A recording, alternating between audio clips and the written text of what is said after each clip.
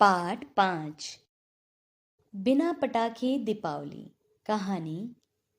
नगर में बने नए क्रिकेट स्टेडियम में प्रसेनजीत दौड़ने का अभ्यास कर रहा था।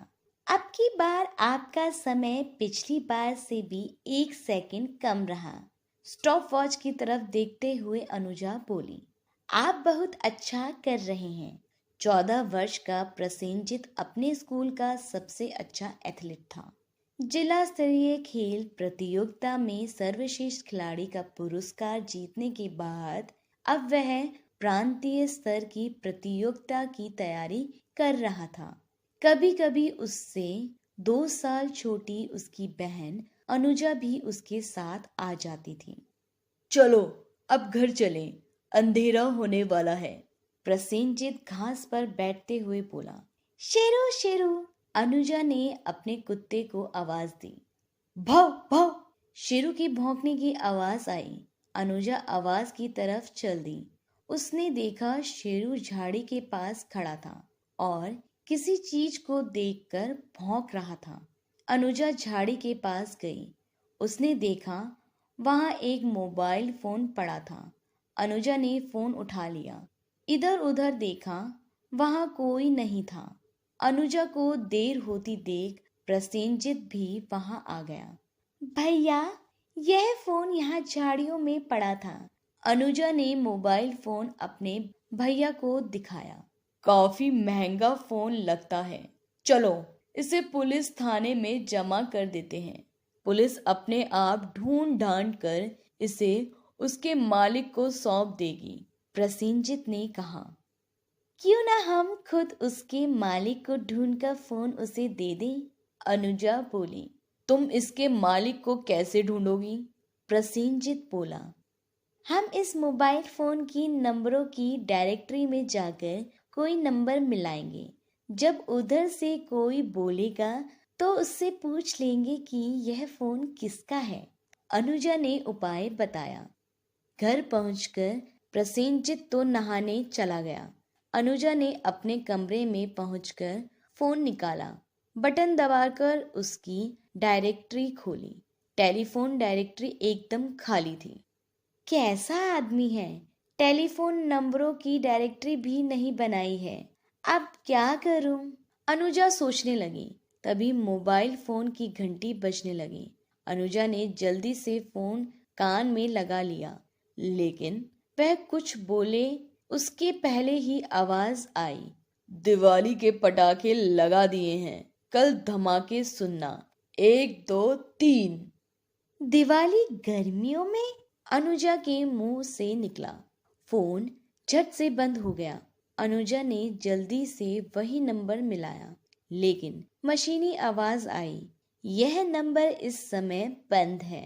अनुजा आंखें फाड़े फोन को देखने लगी। पता चला किसका फोन है, कहता हुआ प्रसेनजीत कमरे में आया। अरे तू फोन को ऐसे क्यों देख रही है, अनुजा का हैरान चेहरा देखकर वह बोला।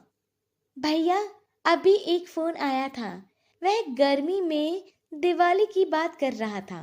और अनुजा ने सारी बात बताई। दिवाली के पटाखे जून के महीने में, प्रसेनजीत भी सोचते हुए बोला। है ना हैरानी की बात, अनुजा बोली। तुमने फोन वापस नहीं मिलाया? मैंने फौरन वही नंबर मिलाया, लेकिन तब तक फोन बंद कर दिया गया था। और भैया, ताज्जुब की बात यह है कि इस फोन की डायरेक्टरी में एक भी नंबर नहीं है। दिवाली के पटाखे जून में, प्रसेनजीत अभी वही बात सोच रहा था। अरे भैया, किसी ने मजाक किया होगा, अनुजा बात टालने के लिए बोली।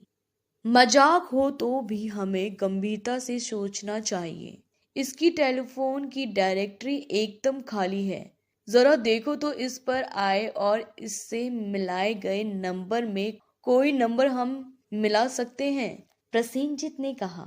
वह भी एकदम खाली था, सिवाय उस नंबर के जिसे अनुजा ने सुना था। ऐसा लगता है कि कोई इस मोबाइल फोन को गुमनाम रखना चाहता है, अनुजा बोली। पर क्यों? दिवाली के पटाखे, दिवाली में क्या क्या पटाखे होते हैं? फुलझड़ी, अनार, चरखरी, रॉकेट, अनुजा गिनने लगी। और बम? प्रसेनजीत जल्दी से बोला। बम भी तो होता है दिवाली में धमाके करने के लिए। क्या मतलब? अनुजा प्रसेनजीत की बात समझ नहीं पा रही थी। देखो, इस फोन में कोई नंबर नहीं है। तुम्हारी बात ठीक है कि कोई इस मोबाइल फोन को गुमनाम रखना चाहता है, पर क्यों? अनुजा ने पूछा। बम धमाके? अनुजा, हमारे शहर में कोई बम के धमाके करना चाहता है। अनुजा और प्रसेनजीत सोचने लगे। अरे, इतनी महत्वपूर्ण बात मैं कैसे भूल गई।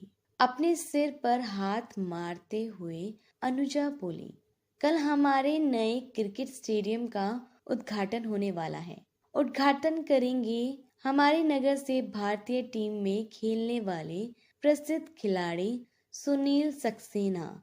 उन्हें देखने के लिए काफी लोग आएंगे, विशेषकर बच्चे। अब हमें देर नहीं करनी चाहिए। हमें सीधे पुलिस कप्तान चौधरी साहब से मिलना चाहिए, अनुजा ने सुझाव दिया। दोनों ने अपनी साइकिलें उठाई और सिविल लाइंस की तरफ चल दिए, जहां चौधरी साहब का बंगला था।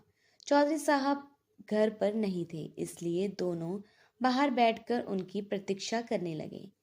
थोड़ी देर में एक मोटर पी पी करती हुई आई। क्या बात है? कौन है ये बच्चे? मोटर के अंदर से चौधरी साहब की आवाज आई। सर, मैं प्रसेनजीत हूँ। आपने पिछले सप्ताह मुझे सर्वश्रेष्ठ खिलाड़ी का पुरस्कार दिया था और कहा था कि जरूरत हो तो आपके पास आ जाऊं। हाँ हाँ, याद आया। पर तुम इस समय यहाँ? चौधरी साहब बोले। सर प्लीज, आप सभी इसी समय हमारे साथ क्रिकेट स्टेडियम चलिए, प्रसेनजीत आतुरता से बोला। Cricket stadium? इस सर, एक एक मिनट कीमती है। हम रास्ते में आपको सारी बात बता देंगे, अनुजा बोली। ठीक है, मोटर में आ जाओ, साइकिलें यहीं छोड़ दो, चौधरी साहब बोले। दोनों मोटर में बैठ गए। उन्होंने चौधरी साहब को शाम की सारी बातें बताईं। उनकी बातें सुनकर चौधरी साहब गंभीर हो गए। उन्होंने वायरलेस से पुलिस दल को स्टेडियम पहुंचने का आदेश दिया। फिर पास के महानगर में पुलिस अधिकारियों को जल्द से जल्द बम खोजी दास्ता भेजने के लिए कहा। जब तक ये लोग स्टेडियम पहुंचे, पुलिस दल भी वहां पहुंच गया। स्टेडियम की सारी लाइटें जला दी गई। स्टेडियम तेज रोशनी में जगमगा उठा। थोड़ी देर में बम खोजी दास्ता भी आ पहुंची। उसके साथ बम खोजी कुत्ते भी थे। पुलिस दल व बम खोजी दास्ता अपने कुत्तों के साथ सारे स्टेडियम फैल गए। थोड़ी देर में उन्होंने 3 बम खोज निकाले। बम टिफिन के डब्बे के अंदर थे और हर एक के साथ एक टाइमर लगा था। एक बम एक बड़े गमले के भीतर मिला, एक कचरे के डब्बे में और एक खाद के ढेर में। चौधरी साहब बोले, मैं चाहूंगा कि स्टेडियम का चप्पा चप्पा छान लिया जाए। तुम लोग घर जाओ, मेरी मोटर तुम्हें छोड़ आएगी। हाँ देखो, अभी इस बात का किसी को पता ना चले, वरना नगर में आतंक छा जाएगा।